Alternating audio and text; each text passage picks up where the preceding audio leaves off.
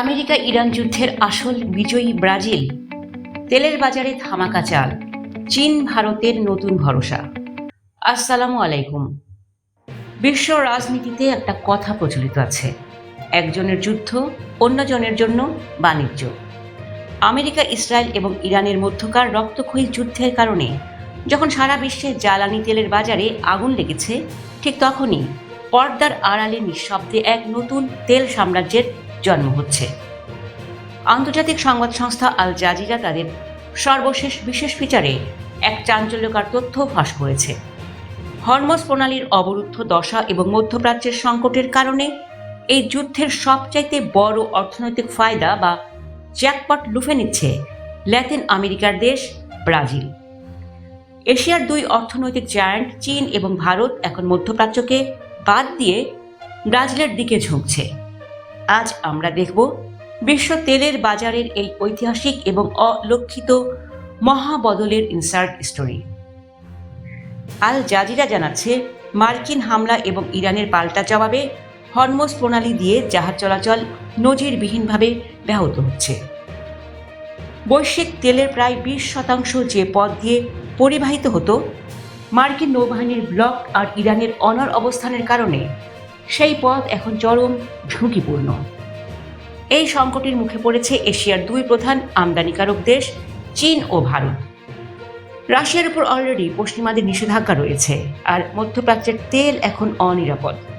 ঠিক এই সুযোগেই এশিয়ার শোধনাগারগুলো এমন এক বিকল্পের সন্ধান করছিল যা সম্পূর্ণ নিরাপদ এবং যুদ্ধক্ষেত্রের বাইরে, আর সেখানেই ম্যাজিকের মতো এন্ট্রি নিয়েছে ব্রাজিল।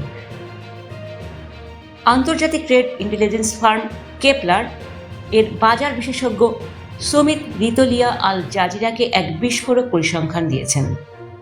এই যুদ্ধ শুরু হওয়ার আগে এশিয়ার দেশগুলো ব্রাজিল থেকে প্রতিদিন গড়ে 1.2 মিলিয়ন বা 12 লাখ ব্যারেল অপরিশোধিত তেল আমদানি করত।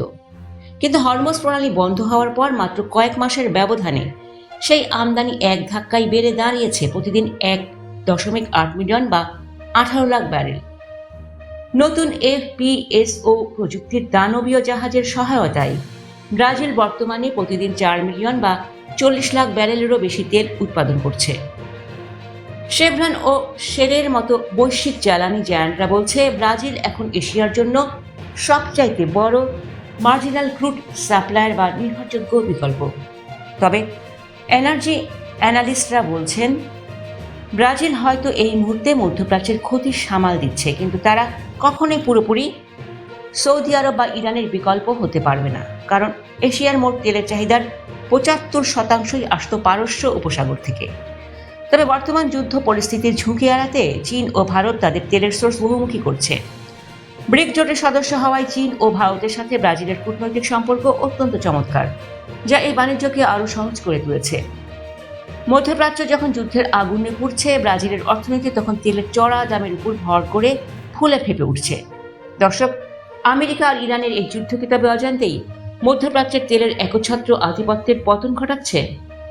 ট্রাম্পের এই যুদ্ধনীতি কি পরোক্ষভাবে ল্যাতিন আমেরিকাকে বিশ্ব রাজনীতির চালকের আসনে বসিয়ে দিল?